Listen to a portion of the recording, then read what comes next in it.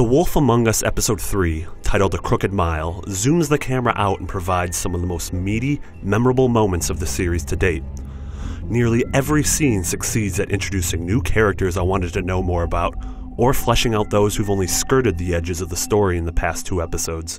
And by providing enough tough decisions with legitimate consequences, A Crooked Mile has made Wolf Among Us feel more like my own authored story than anything before. You know how this goes. The first thing in a visit, you say, "How do you do?" My main gripe with Episode 2 was that it didn't feel like Telltale moved the major plot forward all that much.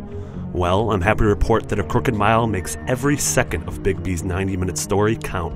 Entering the apartment of an ancient witch and meeting the only person in Fabletown who still clings to the old world brought a really powerful sense of magic to the story.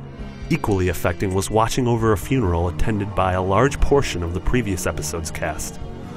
While finding out how everyone from Snow to Grendel deals with death was touching, being able to dictate how Bigby dealt with it was even better. And, without going into spoilers, this episode culminates with one of the strongest scenes Telltale's ever created. I love that I was given incredible power only to have it stripped away moments later, and it makes the wait for Episode 4 that much longer. Hey, look, Woody, it's the sheriff. Of course, you're still role-playing as Bigby throughout all of this, and in my version of the story, his sadness and frustration is really starting to take center stage. I love that even though I keep trying to do what I consider to be the right thing, I can't help but push those I care about further and further away. Even Snow, the one person I hoped would stick by me through thick and thin, seems to be repulsed at the sight of me, and it feels like I'm the one who made that happen. Time is limited in A Crooked Mile, and always moving forward, so you can't see everything or meet everyone. Conversely, one big change from episodes 1 and 2 is that Telltale seems to give you more time to react to a conversation, which is great because there are some brutally tough decisions to be made.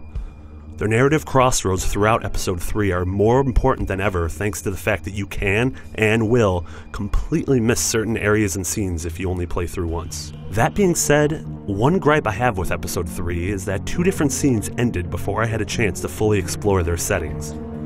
Both had rooms full of items to discover, but the moment I hit that one trigger, I was whisked away to the next scene. It's a testament to Wolf's writing and world building that not being able to explore every nook and cranny in a single playthrough was a legitimate disappointment. You may not believe this, but yeah, I care about everyone who came over. We're halfway through the first season of A Wolf Among Us, and A Crooked Mile represents a new high point in Telltale's take on fables. It's a smart, brutal, and emotional episode that pushes the story forward and fleshes out nearly every player on the board. The way it made me feel wildly powerful yet completely vulnerable resonated with me on a ton of different levels. I can't wait to see where Telltale allows me to take Bigby in Episode 4. For more on The Wolf Among Us, stay right here on IGN. It's the dead hole. I'm gonna kill you!